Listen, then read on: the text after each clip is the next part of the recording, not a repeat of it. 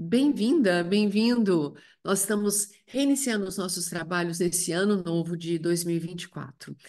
O tema de hoje é sobre as rédeas paradoxais da mudança. Cada novo ciclo, como o início de um ano novo, abre em nossas vidas muitas frentes.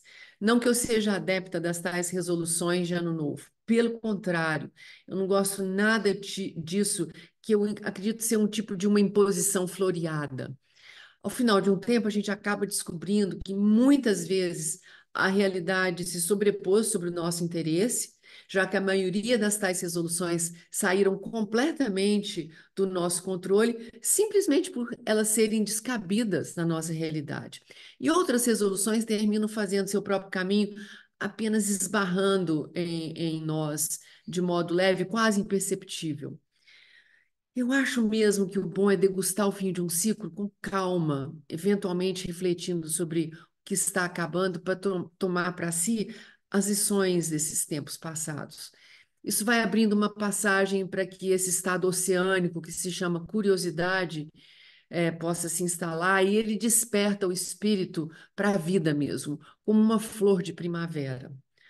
Sabe como é que é isso? O sol bate na cara, um beijo forte de uma abelhinha nas nossas entranhas cheirosas, o vento a bater, abrindo e dobrando o nosso ser sem quebrá-lo.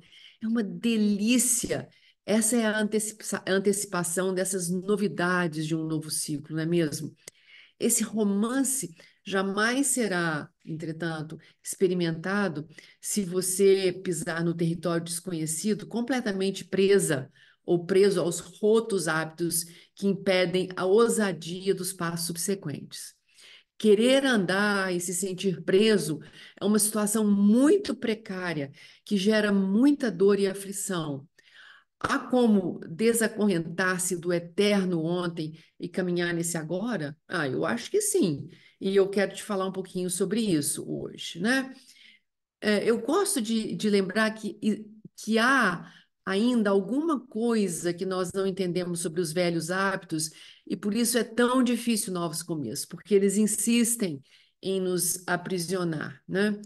Então, em plena pandemia, eu decidi comprar um remo e começar a treinar em casa. Vou contar para vocês um exemplo de onde a minha vida, por exemplo, se inaugurou e com muitas novidades. Foi uma descoberta que me desafiou, porque até então eu só tinha olhos para yoga e a meditação. Foi muito radical. Eu precisei de muita disciplina. Eu remava de segunda a sexta, um dia bem rápido, por 15 minutos, às vezes 20. No outro dia eu vinha com um treino mais lento e longo, de 45 minutos. Isso é bastante. E eu devo ao meu remo descobertas incríveis que eu fiz em podcasts que eu ouvia, conversas que eu ouvia no mundo todo. Mas uma delas me chamou bastante atenção. Era 1º de junho de 2021 e uma pessoa chamada Shane Parrish, do Knowledge Project, é um podcast que na época eu ouvia, entrevistava um pesquisador psicólogo chamado Adam Grant sobre como repensar nossa posição no mundo e como tomar decisões muito íntimas para nós nos colocarmos no mundo. De súbito, eu tive um insight sobre aqueles velhos hábitos que grudam na nossa pele e nos fazem prisioneiros eternos, do tempo. Em inglês se diz old habits are hard to die. Velhos hábitos morrem com dificuldade. Isso é absolutamente verdade. Naquele momento, lá em 2021, animada no meu remo, eu contemplei algo novo sobre isso. Foi um eureka meu. Foi como olhar por uma fresta e ver um novo lugar, um panorama a ser explorado. A maioria das orientações que eu tinha, que nós temos, sobre como superar velhos hábitos são ou declaradamente ou esotericamente impositivas. Em todo caso, ambas são forçadas em nós e cá para nós, isso não resiste o peso do tempo. Funciona mal porque simplesmente não se pode ignorar o registro interno que nós criamos do nosso contexto. O contexto está muito bem serzido, não apenas à nossa psique, mas ao nosso corpo. E, sobretudo, ele está costurado à nossa alma. A realidade contextual nos acompanha sempre, e quando a gente força novas resoluções, desconsiderando esse contexto, qualquer alusão que venhamos a fazer sobre a mudança se torna pura ilusão.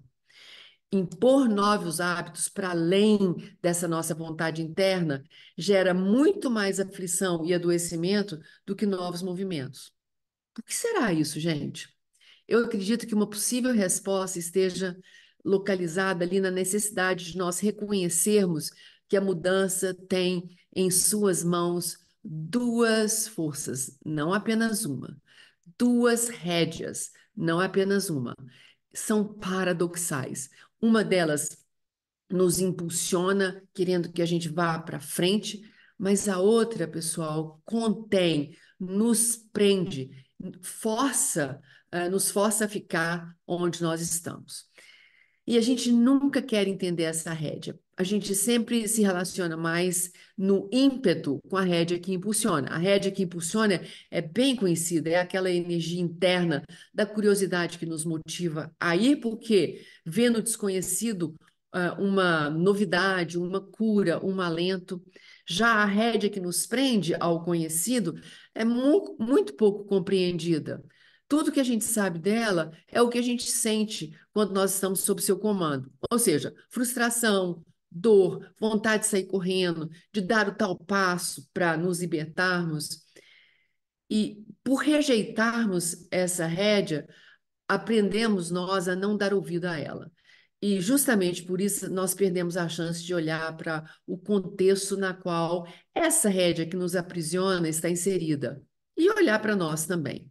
Então, esse olhar para nós mesmos, um olhar honesto e buscar pistas para entender o que exatamente acontece e o que essa força de contenção busca é essencial para afrouxar essa rédea.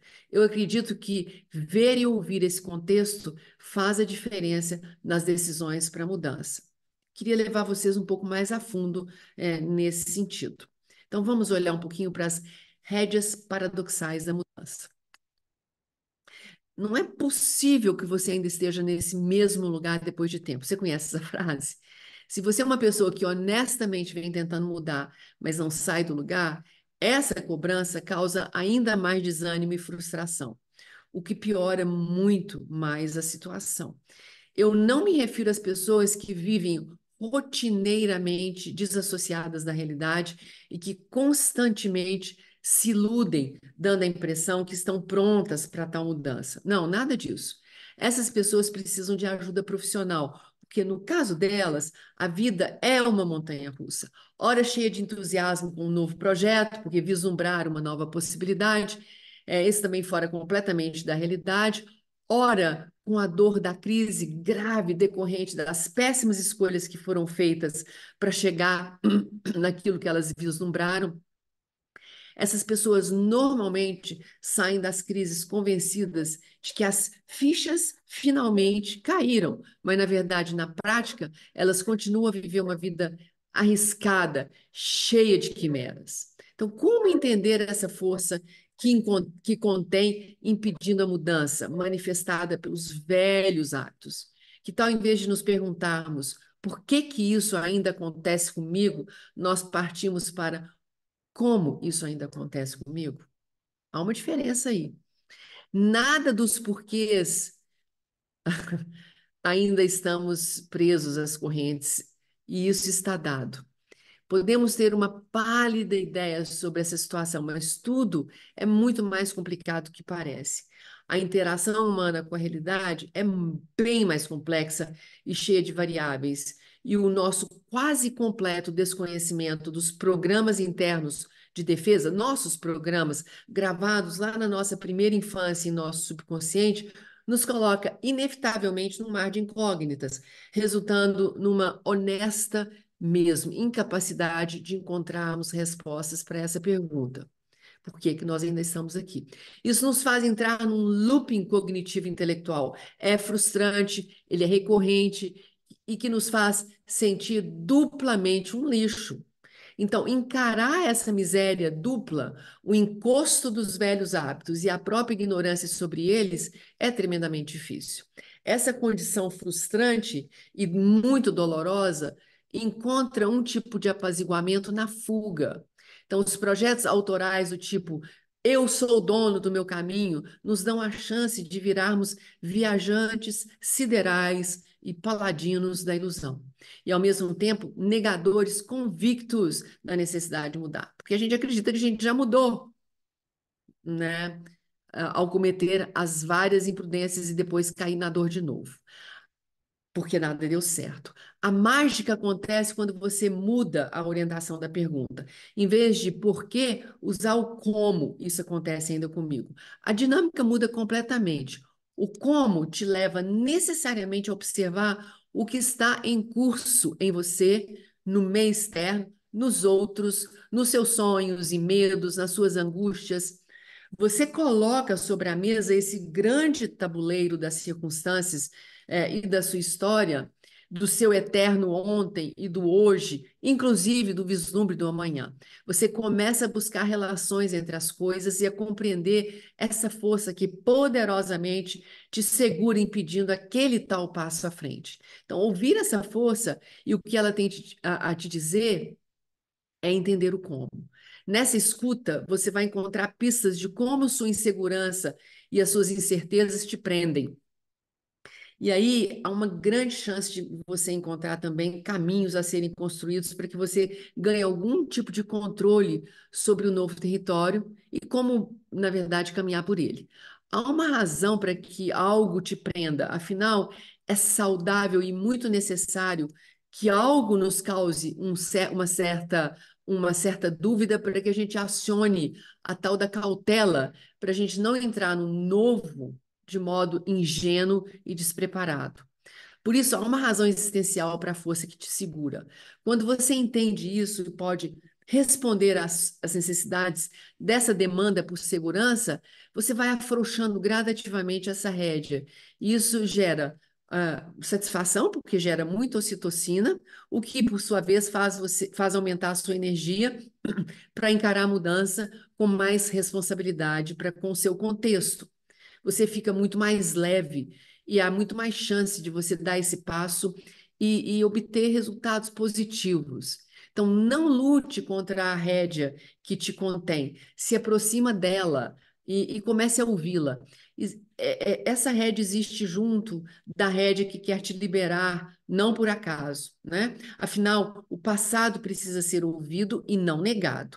Ao ouvir o eterno ontem, se escuta a sua sabedoria. É claro que pode ter muita bobagem ali, mas o que você quer é extrair a sabedoria desse ontem. E isso faz com que a força de aprisionamento se amaine, permitindo que você caminhe com o combustível da rédea que está te empurrando para frente.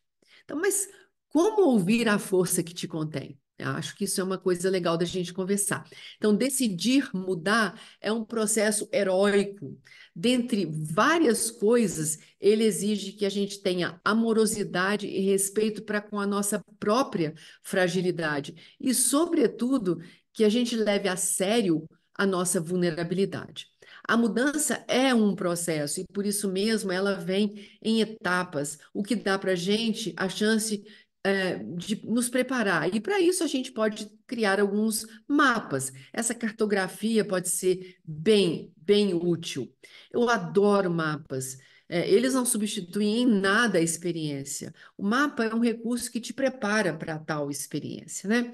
Mas o mapa para ouvir e amainar a força que contém, ele é importante porque é uma tentativa que a gente tem de criar uma incipiente cartografia da decisão.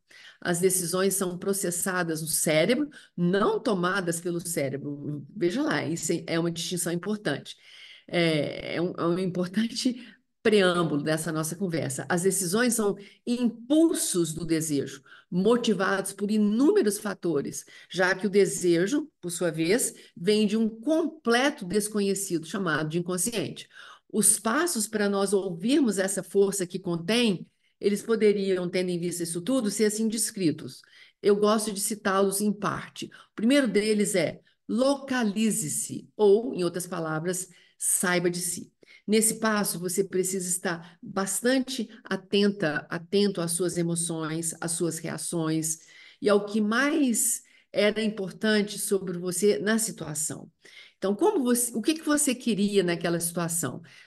Você queria controle?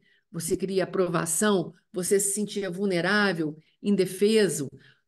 O contexto era conhecido ou desconhecido? O que que te ameaçava nele? Sacaram? É assim, vamos localizar vamos nos localizar no problema, diante de nós mesmos.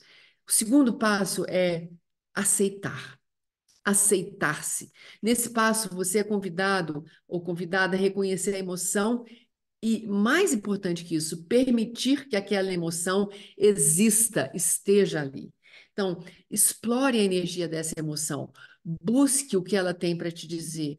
Qual que é a sabedoria dessa emoção? Se você for capaz de permitir a emoção por 90 segundos, ela te dirá demais, ela te dirá muito. Muitas vezes a gente reage instantaneamente à emoção, não permitindo, inclusive, conhecê-la propriamente dita. Então, permite, é importantíssimo aceitar a emoção. O terceiro passo é mudar. Então, nesse passo, você planeja a mudança com base em pelo menos três guias estruturantes. Então, vamos chamar o primeiro guia de QI, ou seja, a quantidade de informação que você tem às mãos. Ela é suficiente ou não? Então, você se localizou, você permitiu, você conhece como você se sentia, o que que foi a emoção que aflorou, o que que ela queria te dizer? Se não, busque mais e se encha de elementos para melhor compreender o contexto. Ou seja, localize-se em relação ao outro, em relação ao contexto. Sinta você em relação ao outro e por aí vai. O segundo guia é o que é, ou seja, quantas emoções você foi capaz de reconhecer e permitir. As emoções são importantes porque elas são informações em movimento através do seu corpo e mente. Elas comunicam muito e por isso mesmo elas dão todas as pistas de como lidar com uma situação.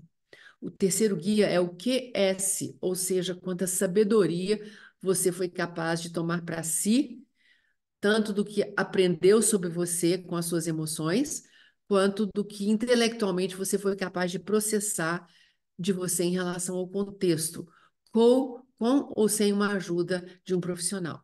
Quando esses elementos estão claros, deles brota naturalmente um caminho, uma possibilidade. Então, confronte-a o quanto seja necessário com o que eu acabei de dizer nesses passos anteriores. E aí você se prepara para o quarto elemento importante estruturante, que são os acordos impecáveis. Nesse passo, você tem elementos para entrar em ação, sabendo claramente dos acordos que você precisa fazer interna e externamente para realizar um plano. Não deveria haver qualquer dúvida sobre esses acordos, pois são eles que pavimentam esse caminho seguro para a sua mudança.